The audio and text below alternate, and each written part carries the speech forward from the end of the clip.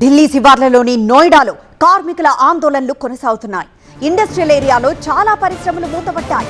ఉత్తరప్రదేశ్ ప్రభుత్వం కనీస వేతనాలు పెంచినప్పటికీ కార్మికులు ఆందోళన కొనసాగిస్తున్నారు. పోలీసులపై ఆందోళనకారులు రాళ్లు రువ్వారు.